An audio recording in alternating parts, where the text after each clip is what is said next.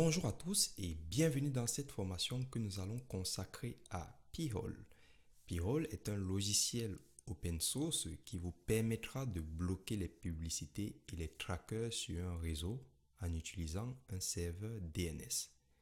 En utilisant P-Hole, vous allez pouvoir améliorer la sécurité et la confidentialité de votre réseau, accélérer la navigation et réduire la consommation de données. Que vous soyez un utilisateur débutant ou avancé, cette formation vous permettra d'acquérir des compétences nécessaires pour tirer le meilleur parti de P-Hole. Je m'appelle Armel Ngando et je vais vous accompagner tout au long de cette formation.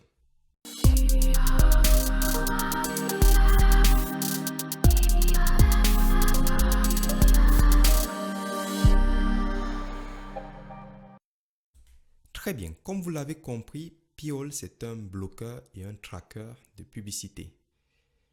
La question c'est, qui peut utiliser P-Hole? Est-ce que nous pouvons utiliser P-Hole dans une entreprise? Est-ce qu'on peut déployer P-Hole dans une entreprise?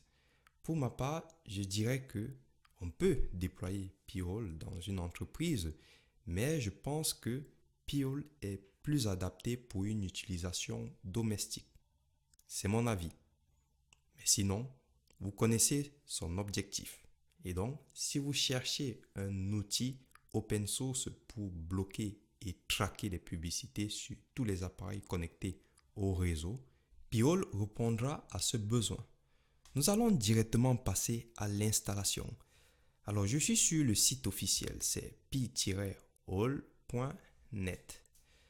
Vous avez les différentes plateformes supportées. Vous pouvez installer P-Hole sur Fedora, CentOS. Vous pouvez faire un déploiement avec Docker, Ubuntu, Debian et vous pouvez aussi le déployer sur un Raspberry.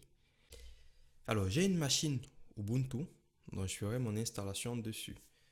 Pour ce faire, il faut cliquer sur Supported Operating System pour avoir la procédure. Ceux qui sont à l'aise sur Docker, vous pouvez faire une installation sur Docker. Il suffit de cliquer dessus. Bien sûr, pensez à installer Docker et Docker Compose. Et du coup, c'est juste un fichier YAML qu'il faudra créer. Et vous avez les explications sur le GitHub officiel. Donc, un déploiement assez rapide lorsque vous avez déjà respecté les prérequis, c'est-à-dire installer Docker et Docker Compose. Ça se fait en 5 secondes. Voilà pour l'installation. Sinon, vu que tout le monde n'a pas forcément des compétences sur Docker, nous allons donc choisir l'une de ces plateformes. Pour ma part, je vais choisir Ubuntu. Donc, il suffit de cliquer ici, vous avez la procédure et il y a un certain nombre de prérequis à respecter quand même. Donc déjà, au niveau du hardware, il vous faut au minimum 2 Go de RAM ou alors minimum 2 Go d'espace disque, 4 Go recommandé et 512 Go de RAM. Raison pour laquelle vous avez la possibilité d'installer cela sur un Raspberry aussi. Ok. Ensuite, vous devez mettre en place des IP tables. Donc, je vais copier tout ceci. Alors, vous avez les explications du pourquoi ici. Donc, c'est un prérequis. Vous mettez en place ces règles de pare-feu. Donc, je reviens sur ma machine et ensuite, voilà, je vais coller tout ça. Hop, terminé. Hop, ensuite, je reviens sur le site. Bon, ça c'est pour l'IPv6. Si vous utilisez FirewallD, voilà, vous faites la même chose. Très bien. Ensuite, il faudra mettre en place ces règles de pare-feu pour autoriser le port 80, le port 53 et le port 67, donc TCP, UDP. Donc ça c'est pour le DHCP, ça c'est pour le DNS et ça c'est pour HTTP. Très bien. Donc est-ce que j'ai le firewall installé sur cette machine? Normalement oui. Donc hop, si je fais hop, voilà. Si je vais regarder son statut, il est désactivé, je vais l'activer. Enable. Yes. Alors effectivement, ça me désactive le SSH. Donc firewall low 22. Voilà. Donc j'active le SSH et je vais activer les autres ports en passant. Voilà. terminé. Donc, est-ce qu'il est bien activé? Status. Ok. Voilà. J'ai tous ces ports qui sont autorisés. Parfait. Je retourne de nouveau sur la doc officielle. Donc ici, on me dit ça. Ensuite, je viens dans installation. Donc, on me donne plusieurs alternatives. Donc, soit j'utilise un repo Git, soit j'utilise du coup les sources. Je récupère le script. Donc, on va prendre ceci. Hop. Je viens directement là. Hop. Paste. Je fais mon wget, je télécharge. Parfait. Il est déployé. Il est où? Il est ici. Et puis, je l'exécute. Donc, je pense que c'est ça. Hein. Hop, je vais quand même vérifier. Voilà, c'est ça. Donc, je copie. Hop.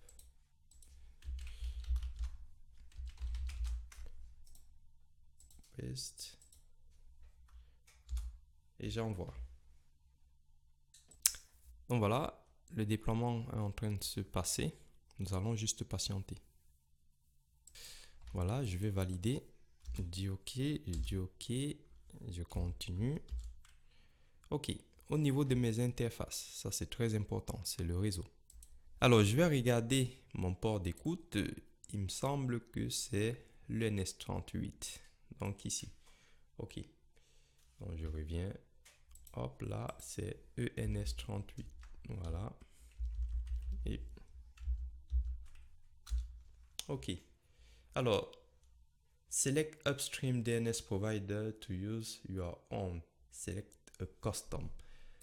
À ce niveau, on nous demande de sélectionner notre serveur DNS pour effectuer des requêtes sur Internet. Ceci dit, lorsque vous installez en fait Pi-hole, Pi-hole devient votre serveur DNS principal et son objectif c'est de filtrer les URL qui ont des trackers pour bloquer de la publicité. Ceci étant, lorsque vous allez sélectionner l'un des serveurs DNS, c'est le même principe lorsque nous n'avons pas mis en place Pi-hole et que nous avons notre routeur Internet. Lorsqu'on souhaite aller sur Internet, généralement, nous pointons sur les serveurs DNS de Google. Sauf qu'on vient en fait de renseigner les serveurs DNS de Google dans Pi-hole. Et qu'est-ce qu'on va faire? On va tout simplement modifier l'adresse IP du serveur DNS qui est renseigné dans notre routeur en mettant l'adresse IP de Pi-hole. Et lorsque nous allons effectuer nos requêtes vers Internet, par exemple, si je souhaite aller sur LinkedIn, c'est Pi-hole qui va faire la résolution de nom en requêtant les serveurs DNS de Google. Ça ne sera plus mon routeur. Ce qui signifie que vous devez savoir paramétrer des serveurs DNS et paramétrer d'ailleurs un réseau, tout simplement. Donc, je sélectionne les serveurs DNS de Google. Je dis OK. Ensuite, on me dit yes to include. Bon, il s'agit de yes, do you want to install the admin web interface? Bien sûr. Et a web server is required for admin web interface. Do you want to install like HTTP and require PHP module? Bien sûr. Would you like to enable query logging? Bien sûr. Alors, select the private mode for FTL. À ce niveau, on nous demande de sélectionner le mode de confidentialité du moteur de stockage des données de Pi-hole. Vous avez par exemple le Show Everything qui va nous afficher toutes les requêtes DNS dans les journaux, y compris les noms de domaine complets. Cela peut d'ailleurs être utile pour les utilisateurs qui veulent une visibilité complète sur les activités de leur réseau. Ensuite, vous avez le Hide Domain qui va masquer complètement les requêtes DNS dans les journaux, sauf pour les noms de domaine sur lesquels Pi-hole a effectué un blocage. Cela peut être utile pour les utilisateurs qui souhaitent une confidentialité maximale. Vous avez ensuite le Hide Domain and Client. L'objectif étant de masquer les requêtes DNS ainsi que les adresses IP des clients dans les journaux. Une option très intéressante pour les utilisateurs qui souhaitent une confidentialité maximale pour les données DNS et de clients. Et pour terminer, nous avons le mode Anonymous. Cela va nous permettre de masquer les requêtes DNS ainsi que les adresses IP des clients dans les journaux, tout en les remplaçant par des identifiants anonymes. Une option très intéressante si les utilisateurs souhaitent préserver la confidentialité de leurs données DNS et de clients, tout en permettant la visualisation des statistiques et des graphiques de Pi-hole. Très bien. Je vais le laisser par défaut à Show Everything et je vais continuer. Voilà. Hop. Et nous allons attendre la fin de l'installation. Bravo les amis, l'installation est terminée. L'URL d'administration, c'est cette URL. Et voici le mot de passe que vous devez bien sûr bien sauvegarder pour une première fois. Alors, sur vos devices, on vous demande d'utiliser cette adresse IP comme IP de votre serveur DNS. C'est logique. Donc, conservez bien ces paramètres-là. Vous pouvez faire une capture. Je vais cliquer sur OK. Très bien. Je vais lancer un navigateur. On va prendre Edge. Et du coup, hop, je vais faire comme ceci. 192.168.1.66/admin. Parfait. Alors, pour le password, je vais prendre le mien. On a dit que c'était le petit b, grand U, Q, B, R, W, R, 3, S. J'espère que c'est ça. Login. Alors, raté. Je ne vais pas me prendre la tête. On me dit ici que j'ai la possibilité de créer un nouveau password après l'installation. Donc, hop, voilà.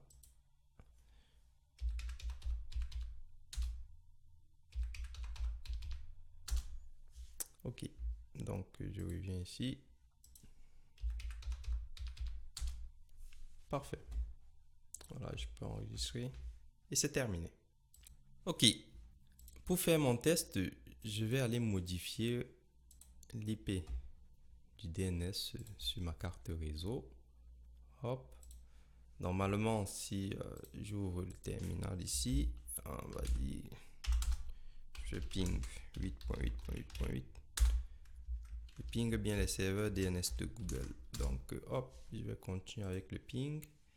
Et ici, je vais aller modifier les paramètres. Donc là, je vais mettre 192.168.1.66. Hop, voilà.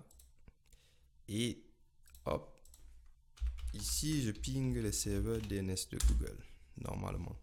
Ça veut dire que si je reviens ici, hop, vous voyez, je continue à pinguer les serveurs DNS de Google. Donc, je fais bien la résolution de nom à partir de mon Pi-hole. Parfait. Donc, nous allons passer au test pour voir ce que ça donne. Si vous voulez adopter Pi-hole pour un usage domestique, vous n'avez pas grand-chose à faire au niveau de la configuration, des commandes, etc.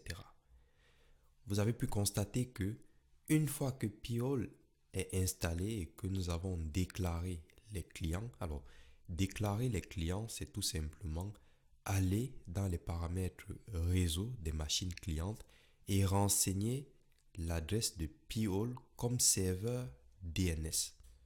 Le problème avec cette méthode, c'est que si vous avez 100 machines, donc 100 clients, il faut aller faire les modifications sur les 100 machines. Or, si vous partez faire la modification directement sur le routeur, alors toutes les machines qui seront connectées au réseau seront protégées des publicités et des trackers. C'est la méthode qui est recommandée. Le problème, c'est que certains d'entre vous ne savent pas parfois comment se connecter à la box et aller modifier les paramètres réseau. Mais c'est possible. Donc, vous avez deux méthodes. Si vous ne savez pas comment modifier les paramètres réseau sur votre box Internet ou sur votre routeur Internet, alors prenez la méthode la plus simple, c'est-à-dire allez dans les paramètres réseau de votre PC et renseigner l'IP de P-hole comme serveur DNS. Très bien. Vous avez donc pu constater qu'il y a eu 45 blocages ici. Donc une fois que vous mettez P-hole en place, il commence le travail. Donc là, il a bloqué 45 requêtes. Vous avez le total des requêtes ici. Vous avez 2 clients actifs, c'est normal. Et vous avez 179 307 domaines qui sont traqués et donc surveillés parce qu'on considère que ces domaines comportent des publicités et des trackers. Donc si vous vous rendez sur un site et que le domaine de ce site fait partie de cette liste, alors il y aura des blocages de publicité parce qu'on considère justement que ces sites ont de la pub et des trackers. Très bien. Et comme vous pouvez le voir tantôt, je disais, j'ai donc 45 blocages ici. Je peux aller voir les requêtes. Comme vous voyez là, regardez, voici les domaines. Hop, on les voit là. On voit les enregistrements de type A. Donc A, c'est parce qu'on a une adresse IPv4. AA, c'est pour IPv6. Donc voilà, je suis allé sur Yahoo. Effectivement, Yahoo a de la pub et vous voyez que c'est bloqué. Vous avez donc la possibilité de mettre des exceptions. Ça veut dire que si vous voulez accepter la pub, vous pouvez mettre ceci dans une whitelist. Donc le statut c'est bloqué actuellement. Donc si je clique sur whitelist, je vais débloquer ce domaine-là. Très bien. Mais mon souhait justement, c'est de bloquer ces domaines-là. C'est pour cela que j'ai installé Pi-hole. Et je vois que ça marche très bien. Donc en bloquant ces domaines, en bloquant la pub, vous allez constater que votre navigation sur Internet sera plus rapide. Très bien. Alors, ce que nous allons faire, on va revenir dans le dashboard. Pour faire un test, nous allons aller sur Internet. Et je vais aller sur un autre site où il y a de la pub. Donc là, je sais qu'il y a de la pub. On va aller sur quoi? On va aller sur... alors, je n'ai pas d'idée qui me vient en tête comme ça. Alors, j'ai une idée. On va aller sur Google et on va chercher des sites de torrent. Voilà. Hop. On va cliquer sur Pirate Bay. Je sais qu'il y a beaucoup de pubs ici. Alors, NordVPN, déjà, c'est la pub. Voilà. Donc, je vais sortir d'ici. Alors, c'est pas ça que je cherchais. On va accéder. Pirate Bay. Hop. Voilà. Donc, est-ce qu'il y a de la pub? Je sais pas. Allez, je reviens ici. Hop, regardez ce qui s'est passé. Ouais, il y a de la pub. Et d'ailleurs, on ne voit pas cette pub-là. Donc, il a tout enlevé. En gros, c'était pour vous montrer que en utilisant justement Pi-hole, ça ne bloque pas le site. Ça bloque tout simplement la pub et les trackers. Ok, donc ça marche très bien.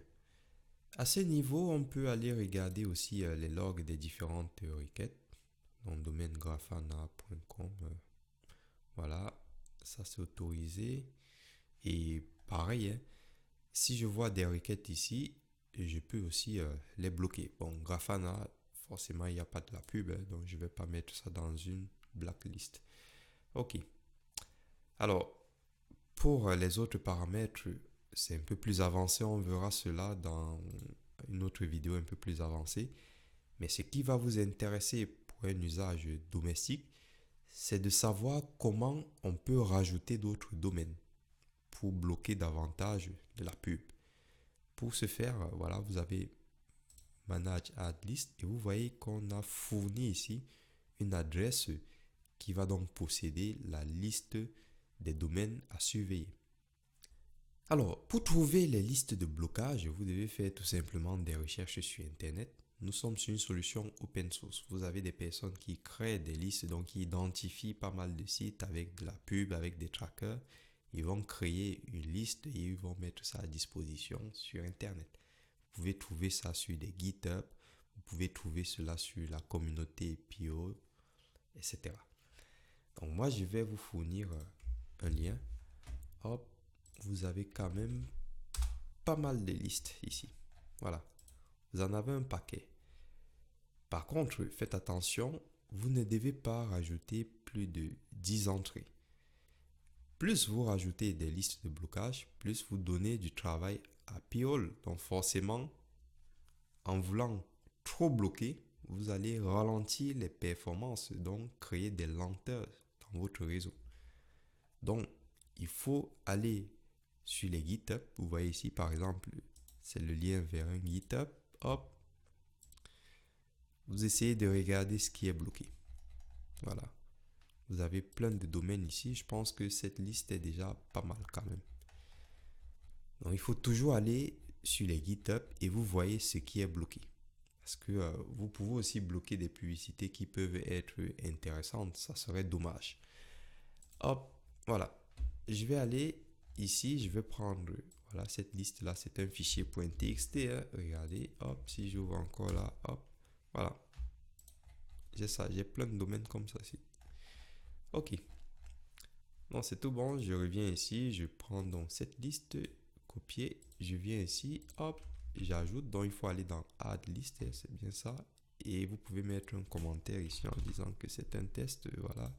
Vous avez la liste des domaines. Comme vous pouvez le voir, le statut s'est activé. Mais regardez. Hop. Je vais un peu zoomer. Ici, c'est validé. Et ici, c'est pas validé. Donc, vous pouvez cliquer sur le point d'interrogation. Il vous dit List was not downloaded so far. A few seconds. Donc là, on a ajouté, on a créé nos entrées, mais il n'y a pas eu de mise à jour dans notre base de données. Comment faire la mise à jour? Pour faire la mise à jour, vous allez venir dans Tools et vous allez chercher un. Hop, alors c'était Generate, c'est pas ça. Update Gravity. Voilà, c'est ça. Et hop, je mets un update comme ceci. Voilà, success. Parfait. On va regarder dans le dashboard si ça a été rajouté. Et regardez, hop, ça a été rajouté. Parfait. Et là, regardez les requêtes, elles ont aussi augmenté. Très bien. Nous avons quand même bien évolué sur la découverte de cet outil qui est très intéressant, surtout pour un usage domestique. Je ne sais pas réellement si cet outil est adopté dans les entreprises. Je sais que beaucoup d'entreprises ont des outils très performants. Et ces entreprises préfèrent aussi utiliser des outils propriétaires. Hein. Mais sinon, il y a aussi des outils open source qui font le même travail que cet outil. Et c'est pour cela que je dis, si vous voulez adopter cet outil, pour ma part, hein, ça serait pour un usage domestique. Donc dites-moi ce que vous en pensez de cet outil dans les commentaires. Est-ce que je dois continuer à vous faire découvrir les différentes fonctionnalités? Parce qu'il y en a. Hein. Et regardez, dans les settings, nous avons quand même les paramètres DNS à configurer, le DHCP. On peut connecter d'autres outils à cette API. Voilà. Il y a des choses très intéressantes, même au niveau des tools, etc. Local DNS. Enfin, on peut faire aussi de payroll un serveur DNS, n'oubliez pas. Donc, il y a quand même pas mal de fonctionnalités intéressantes à découvrir. Donc, je vous remercie déjà d'avoir suivi cette vidéo. Et n'hésitez pas à vous abonner, à partager, à liker, à commenter, car c'est ça qui va aider notre chaîne à se développer. Je vous dis à bientôt pour la suite de notre formation.